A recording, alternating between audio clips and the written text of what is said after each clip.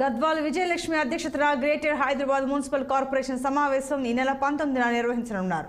19న ఉదయం 10 గంటలకు council meeting ప్రారంభం కానుంది. ఉదయం బడ్జెట్ సమావేశాలు నిర్వహించి అలాగే మధ్యాహ్నం నగర సమస్యలపై చర్చించనున్నారు పాలక మండలి సభ్యులు.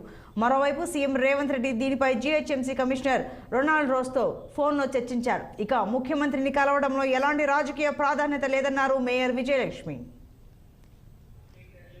నేను ఒక సమావేశం అంటే ఆల్ పార్టీ అన్ని పార్టీస్ నుంచి కూడా ఈరోజు జనరల్ బాడీ గురించి కానివ్వండి లేక బడ్జెట్ సమావేశాల గురించి డిస్కస్ చేయడానికి నేను అందరినీ కూడా ఆహ్వానించడం జరిగింది. ఆల్ పార్టీస్ కాంగ్రెస్ కానివ్వండి, టీఆర్ఎస్ కానివ్వండి, ఎంఐఎం కానివ్వండి, బీజేపీ కానివ్వండి, అయితే అందరూ కూడా వాళ్ళు వచ్చి వాళ్ళ యొక్క అభిప్రాయాలు నాకు చెప్పడం జరిగింది. అంటే మనం ఎట్లా ఈ ముందుకెళ్దాము, ఎట్లా డిస్కస్ అంటే కొన్ని ఇష్యూస్ గురించి నేను మాట్లాడటం జరిగింది.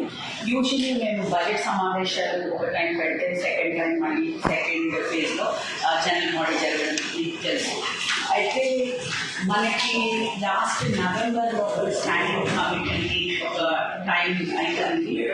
దెన్ అదే టైంలో మనకు స్టాండింగ్ కమిటీ ఉండే దాని తర్వాత జనరల్ బాడీ మీకు అందరికీ కూడా తెలుసు ఎలక్షన్ కోడ్ వలన మనము కండక్ట్ చేసుకోలేకపోయాము.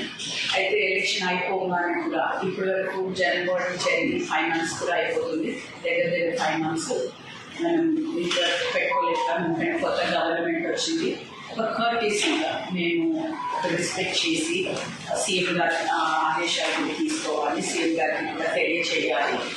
ఇలా ఒక స్టాండింగ్ కమిటీ అనేది ఉంటుంది కార్పొరేషన్లో. జనరల్ బాడీ ఎవ్రీ 3 months జరుగుతుంది. ఆయనకి వివరించడానికి కొంచెం టైం పట్టింది.